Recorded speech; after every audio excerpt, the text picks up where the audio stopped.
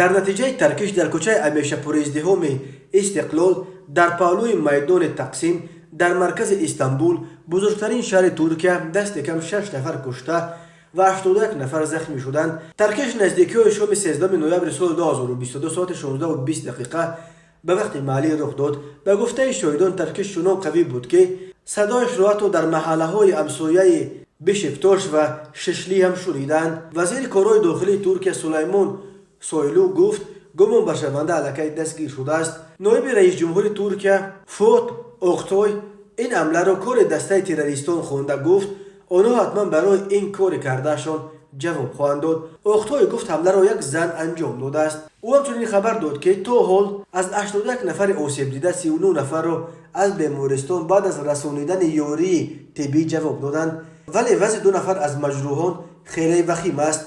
در عموم در جای حادثه 4 نفر به هلاکت رسیده، 2 تن دیگر در بیمارستان جان دادند. رئیس جمهور ترکیه رجب طیب اردوغان در نشست خبریش حمله استانبول را حمله بزدلانه نامید و گفت که این حمله بوی ترور میکند.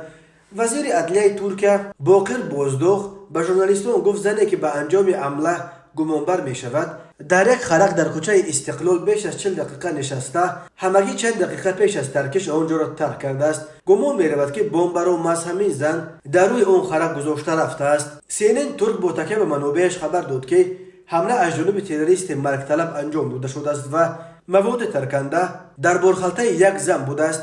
این خبر را شبکه‌های تلویزیونی خلق تیوی و اودا تیوی نیز تصدیق کرده. عکس زن متهم را نشر کردند. در عکس زن رولمال در سر تصویر یافته است که در تن شیمی کاموفلاژ دارد اما گردنش اوریان است. صبح 14 نوامبر وزیر داخلی ترکیه سلیمان سویلو از بازداشت نفری خبر داد که مواد ترکنده را در کوچه استقلال گذاشته است. سویلو حزب کارگر کردستان را در این حمله عیبدار کرد. حزب کارگر کردستان یک گروه جنگی است که برای تشکیل دولت مستقل کردستان مبارزه میبرد. این سازمان را اتحاد اروپا و امریکا سازمان تروریستی اعتراف کردند، اما رسما تا این لحظه یگان گروه مسئولیت حمله استانبول را به دوش نگرفته است. در پی حمله استانبول علیه کشورهای زیاد دنیا به ترکیه اظهار همدردی و همراهی کردند. سخنگوی کاخ سفید کارین ژان پیر گفت امریکا در این لحظه ها در راه مبارزه با ترور در کنار همپیمان خود از پیمان حربی ناتو ایستاده است. پرزیدنت فرانسه ایمانوئل ماکرون